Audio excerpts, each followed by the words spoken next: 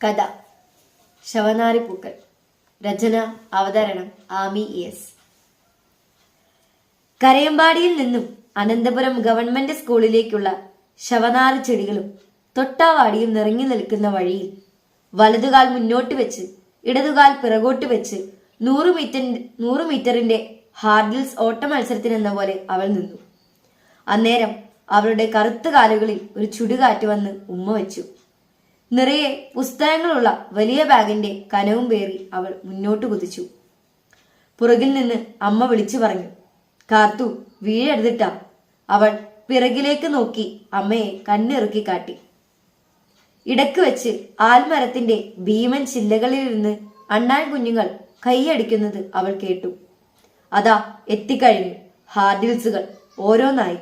ആദ്യം ഊരോത്തിൻകായ ചെടികളുടെ കാട്, തൊട്ടാവാടിക്കാട്, പിന്നെ നഗരമാലിന്യം ഒഴുകിയെത്തി കോളനി മുറ്റത്തെത്തുമ്പോൾ ദിക്കറിയാതെ വട്ടം ചുറ്റുന്ന അഴുക്കുകാന. അടുത്തത് ശവന്നാറി ചെടികളുടെ കാട്. അവസാനത്തേതായ ഹാർഡിൽ. അതൊരു മതിലായിരുന്നു. 10 അടിയോളം ഉയരം വരുന്ന ആ മതിൽ ചാടിക്കടക്കുകയല്ലാതെ പുറത്തേക്ക് പോകാൻ കരയമ്പാടി കോളനിവാസികൾക്ക് മറ്റു മാർഗമില്ലായിരുന്നു. കോളനിവാസികൾക്ക് അയിത്തം കൽപ്പിച്ച് അകറ്റി നിർത്താൻ രാമൻ നായരുടെ നേതൃത്വത്തിൽ കെട്ടിപ്പൊക്കിയ ജാതി മതിലിനടുത്തെത്തുമ്പോൾ അവളുടെ കാലുകൾക്ക് ചെറിയൊരു വിറയൽ അനുഭവപ്പെട്ടു. അവൾ കണ്ണുകൾ ഇറുക്കിയടച്ചു. അണ്ണാൻ കുഞ്ഞുങ്ങൾ നെഞ്ചിടിപ്പോടെ നോക്കി നിന്നു. ചൂടുകാറ്റ് അവൾ ചാടുന്നത് കാണാൻ ഊരൊത്തുങ്കായ ചെടികളുടെ ഇലകളിൽ തങ്ങി നിന്നു. അതാ 2 കൈകളും മേലോട്ട് ഉയർത്തി വലിയ മതിലിന്റെ ഉയരത്തിനെ അവൾ ചാടിക്കടന്നിരിക്കുന്നു.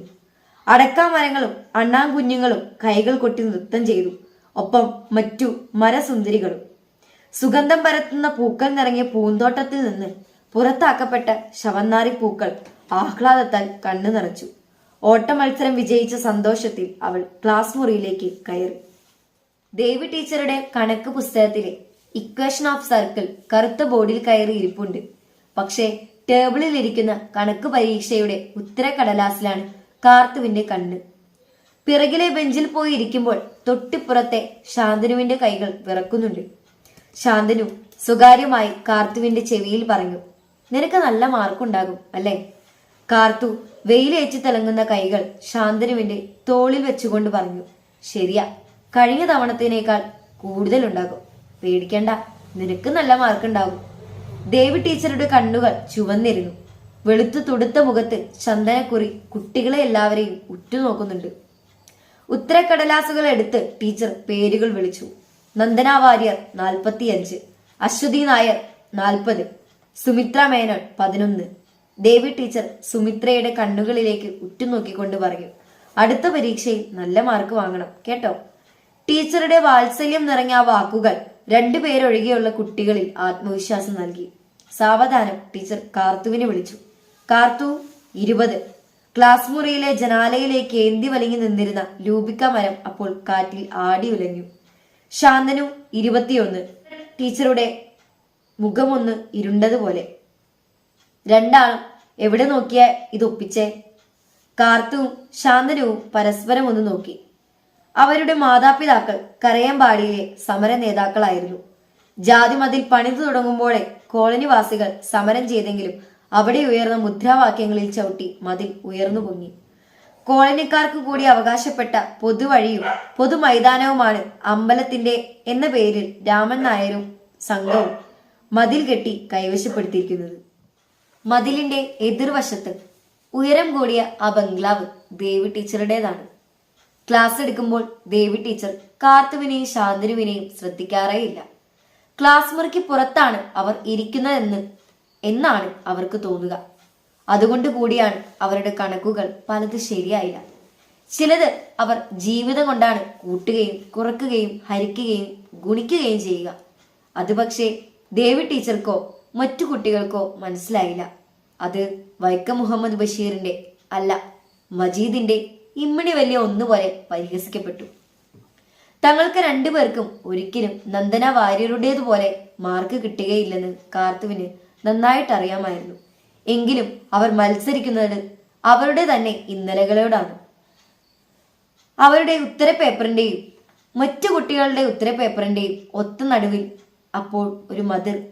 മതിൽ വളർന്നു വരുന്നത് പോലെ കാർത്തുവിന് തോന്നി.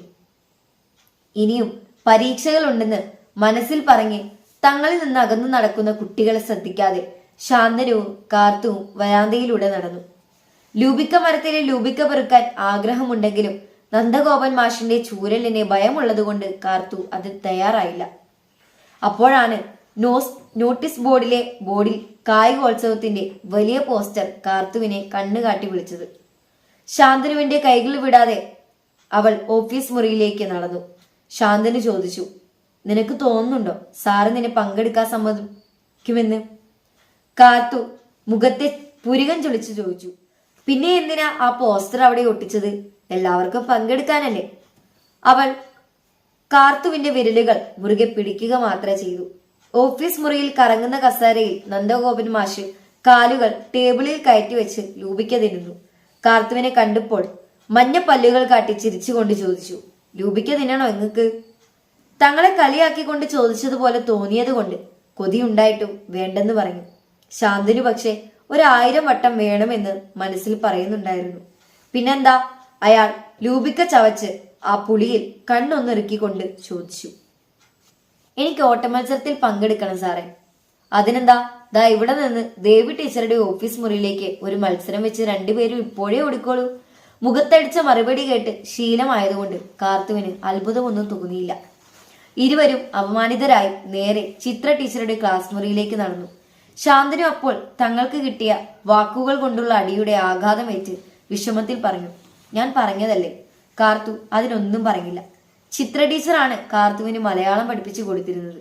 മലയാളം അക്ഷരങ്ങൾ ടീച്ചറുടെ ചുണ്ടുകളിലൂടെയും കണ്ണുകളിലും ഒഴുകി നടക്കുന്നത് ഒരിക്കൽ കാർത്തു സ്വപ്നം കണ്ടിട്ടുണ്ട്. കാർത്തു ഓട്ട മത്സരത്തിൽ പങ്കെടുക്കാനുള്ള ആഗ്രഹം ടീച്ചറെ കണ്ടു പറഞ്ഞു. ആദ്യമെന്ന് അമ്പരന്നുവെങ്കിലും സ്നേഹത്തിന്റെ മതിലുകളില്ലാത്ത മനസ്സുള്ള ചിത്ര ടീച്ചർ നന്ദഗോപൻ മാഷെ കണ്ട് സംസാരിക്കാമെന്ന് പറഞ്ഞു. നന്ദഗോപൻ മാഷിന്റെ സമ്മതത്തോടെ അത് സംഭവിക്കില്ലെന്ന് കാർത്തുവിനും ടീച്ചർക്കും അറിയാം. ശാന്തനുവിന് ഓട്ട മത്സരത്തിൽ താല്പര്യമില്ലാത്തവളായിരുന്നു. അവൾ എപ്പോഴും ചിത്രവരയിൽ സന്തോഷം കണ്ടെത്തി. പക്ഷേ അവൾ വരച്ച ചിത്രങ്ങൾ താനൊഴികെ ആരും കണ്ടിരുന്നില്ല. അവളുടെ ചിത്രങ്ങൾ നിറയെ കാട് നിറഞ്ഞു നിന്നു. കാട് വരച്ച് കൊതി തീരാത്തവളെ പോലെ പിന്നെയും പിന്നെയും കാട് വരച്ചു. ഓരോ കാടും വ്യത്യസ്തമായ കാഴ്ചയായിരുന്നു. അവളുടെ ചിത്രം കാണുമ്പോൾ കാടിന്റെ തണുപ്പ് എന്നെ വന്ന് പൊതിയും പോലെ തോന്നി. രാവിലെ ചെറിയ മഴ ചാറ്റലുണ്ടായിരുന്നു. കാർത്തു ഓടി ഓടി ഗേറ്റിനരികിലെത്തിയപ്പോൾ സ്കൂൾ ഗ്രൗണ്ട് നവീകരിക്കുന്നതിന്റെ ഭാഗമായി വഴി ഏതാണ്ട് തുല്യ ഗ്യാപ്പിൽ കൽപ്പൊടി അടിച്ചിട്ടുണ്ട്. കുട്ടികൾ ഓരം മാറിയാണ് നടക്കുന്നത്. കാർത്തു പക്ഷേ പല അതിരുകൾ ചാടി വരുന്നത് കൊണ്ട് ഓരോ കൽപ്പൊടി കുന്നും ചാടിച്ചാടി അവൾ കടന്നു പോന്നു. മറ്റാരും അത് ശ്രദ്ധിച്ചില്ലെങ്കിലും ചിത്ര ടീച്ചർ വളരെ കൗതുകത്തോടെയാണ് ആ കാഴ്ച കണ്ടു നിന്നത്. ദേവി നമ്പൂതിരി എന്ന ദേവി ടീച്ചറും നന്ദഗോപൻ മാഷും ചിത്ര ടീച്ചറും ചേർന്നാണ് കായിക മത്സരത്തിനുള്ള സെലക്ഷൻ നടത്തുന്നത്. സ്കൂൾ ലെവലിൽ മത്സരം ഒന്നും നടത്താറില്ലെങ്കിലും ചില സ്ഥിരം കുട്ടികളെ നന്ദഗോപൻ മാഷ് ഉപജില്ലാ മത്സരങ്ങളിൽ പങ്കെടുപ്പിക്കാറുണ്ട്. അതിനു മുകളിലേക്ക് അവർ പോകാറില്ലെങ്കിലും അത് വലിയൊരു കാര്യം പോലെ അനുഷ്ഠിച്ചു പോന്നു. ചിത്ര ടീച്ചർ കാർത്തുവിന്റെ കാര്യം എടുത്തിട്ടപ്പോഴേക്കും നന്ദഗോപൻ മാഷ് ഇടക്കു കയറി. ടീച്ചറെ, ഓട്ടം 100 മീറ്ററിനും 200 മീറ്ററിനും 9Bയിലെ വിഷ്ണു ഉണ്ട്. അവനിപ്രാവശ്യം നല്ല പ്രതീക്ഷയുണ്ട്. പിന്നെ റിലേയിലും ഒരു ടീം സെറ്റാണ്. ദേവി ടീച്ചർ സപ്പോർട്ട് ചെയ്തു. ഓക്കെ ആയ ടീമിനെ മാറ്റണ്ട, അല്ലെങ്കിലും കോളനിയിലെ കുട്ടി ഓടോ? ഏയ്, എനിക്ക് തോന്നുന്നില്ല, റിസ്ക് എടുക്കണ്ട. ചിത്ര ടീച്ചർ നിരാശയോടെ മടങ്ങുന്നേരം കാർത്തു രാവിലെ ഗേറ്റ് കടന്നു വരുന്നതും ചെങ്കൽ കൂനകൾ ചാടിക്കിടക്കുന്നതും ഓർമ്മ വന്നു. മാഷെ, നമുക്ക് പുതിയൊരു ഇനത്തിൽ മത്സരിപ്പിച്ചാലോ? പുതിയ ഇനം? അയ്യോ, ഫണ്ട് പ്രശ്നമാകും. അവരുടെ ആശങ്കയെ മറികടന്ന് ദേവി ടീച്ചർ പറഞ്ഞു, 100 മീറ്റർ ഹാർഡിൽസ്. ടീച്ചർക്ക് എന്താ പ്രാന്താണോ? അതിനെല്ലാം നല്ല പ്രാക്ടീസ് വേണം. നന്ദഗോപൻ മാഷ് ഉടക്കുവെച്ചു. ദേവി ടീച്ചറും ശരിവെച്ചു. പ്ലീസ്, പ്രാക്ടീസ് ഒന്നും വേണ്ട, അവളുടെ ചെലവ് ഞാൻ എടുക്കാം. ചിത്ര ടീച്ചറുടെ ദൈന്യമുഖം കണ്ടിട്ടാവണം ദേവി ടീച്ചർ പറഞ്ഞു. എങ്കിൽ ഒരു ഇനം കൂടി പോകട്ടെ. ശരി, അങ്ങനെ ആകട്ടെ. നന്ദഗോപൻ മാഷിന് മറ്റു മാർഗമുണ്ടായില്ല. ടീച്ചർ ഓടി വന്ന് കാർത്തുവിനെ കെട്ടിപ്പിടിച്ചു. സാധാരണ ഓട്ടമല്ല എന്നും ഓട്ടത്തിന്റെ പ്രത്യേകത എന്തെന്നും കാർത്തുവിനെ ചിത്ര ടീച്ചർ വിശദീകരിച്ചു. കാർത്തുവിന് മുഴുവനും മനസ്സിലായില്ല എങ്കിലും ഓട്ട മത്സരത്തിൽ പങ്കെടുക്കാനായതിനുള്ള സന്തോഷത്തിൽ അവൾ എല്ലാം മറന്ന് തുള്ളിച്ചാടി. ദേവി ടീച്ചർ ഒരിക്കൽ കൂടി ഓർമ്മിപ്പിച്ചു, 16-നാണ് മത്സരം. ഉപജില്ലാ മത്സരം നമ്മുടെ സ്കൂളിലാണ് നടക്കുന്നത്. കോളനിക്കാരത് ആഘോഷമാക്കി.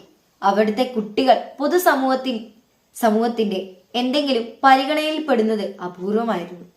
രാത്രി ഇരുട്ട് നിറഞ്ഞ കുടിലിന്റെ ഇപ്പുറത്ത് ശവനാരിച്ചെടികൾ കാറ്റിൽ കലവില കൂട്ടുന്നത് അവൾക്ക് കേൾക്കാമായിരുന്നു. ജാതി മതിലിനപ്പുറത്തെ ദേവി ടീച്ചറുടെ വീട്ടിൽ ടീച്ചറുടെ മൂത്ത മകൾ കാർത്തുവിന്റെ കുടിലിലേക്ക് ഒന്ന് നോക്കിയിട്ട് അകത്തേക്ക് തിരികെ പോയി. ഒരു സുന്ദരി കുട്ടി. എന്ത് ഭംഗിയുള്ള ഉടുപ്പാണ് അവൾ ഉടുത്തിരിക്കുന്നത്. കരയമ്പാടിയിലെ ഓരോ വീടും 16-ാം തീയതിയിലേക്ക് കണ്ണും നട്ടിരുന്നു. അവരെല്ലാം തങ്ങളുടെ കാർത്തുവിന്റെ ഓട്ട മത്സരത്തിന് വേണ്ടിയും അവളുടെ വിജയത്തിനു വേണ്ടിയും ഉള്ളു തുറന്ന് ആഗ്രഹിച്ചു. 16-ാം തീയതി സ്കൂൾ ഗ്രൗണ്ടിലേക്ക് കരയമ്പാടി ഒഴുകിയെത്തി. ശാന്തനു ആൾക്കൂട്ടത്തിനിടയിൽ നിന്ന് കാലുകളെ ഉയർത്തി എത്തി നോക്കി. നന്ദഗോപൻ സാറും ദേവി ടീച്ചറും തങ്ങൾക്ക് പ്രിയപ്പെട്ട കുട്ടികളെ ഓരോ ഇനങ്ങളിൽ പങ്കെടുപ്പിക്കുന്ന തിരക്കിലായിരുന്നു. കാർത്തുവിന്റെ തേങ്ങ തീർന്ന ബൂട്ട് മറ്റു കുട്ടികൾ ശ്രദ്ധിച്ചു. ചിത്ര ടീച്ചർ എവിടെ നിന്നും സംഘടിപ്പിച്ചു കൊടുത്തതാണ്. അടുത്തായി 100 മീറ്റർ ഹാർഡിൽസ് എന്ന അനൗൺസ്മെന്റ് മുഴങ്ങി. കരയമ്പാടി ഒന്നിച്ച് ആർപ്പ് വിളിച്ചപ്പോൾ സ്കൂൾ നടുങ്ങി വിറച്ചു. പിന്നെ വലിയ നിശബ്ദത. കാർത്തുവിനെ ഭയപ്പെടുത്തുന്ന അത്രയും വലിയ നിശബ്ദതയായിരുന്നു അത്. ചിത്ര ടീച്ചർ കാർത്തുവിനെ ട്രാക്കിൽ കൊണ്ടു നിർത്തി. ട്രാക്കിൽ ഓരോ ഗ്യാപ്പിലും വെച്ചിരിക്കുന്ന ഹാർഡിൽ പരിചയപ്പെടുത്തി. ആ ഹാർഡിലുകൾ ചാടിക്കടന്ന് ഒന്നാമതെത്തണം. ഓട്ടത്തിന്റെ വേഗത വിടാതെ തന്നെ ബാലൻസ് ചെയ്ത് ആ ഹാർഡിലുകൾ ചാടുകയും വേണം. അവൾ ഒരിക്കൽ പോലും ഇങ്ങനെ ഒരു മത്സരം കണ്ടിട്ട് പോലുമില്ല. അവൾക്ക് ഭയം തോന്നി തുടങ്ങി. ചിത്ര ടീച്ചർ അവളുടെ തലയിൽ കൈവച്ച് അവൾക്ക് ആത്മവിശ്വാസം നൽകി. അന്ന് മഴ പെയ്ത രാവിലെ സ്കൂളിലേക്ക് വന്നില്ലേ? സ്കൂൾ മുറ്റത്തെ ചെങ്കൽ കൂനകൾ ഓരോന്ന് ചാടിക്കടന്നത് അതുപോലെ അങ്ങ് ചാടിക്കടന്നാൽ മതി. വിസിൽ മുഴങ്ങി. അവൾ ഒരു നിമിഷം കണ്ണുകൾ അടച്ചു.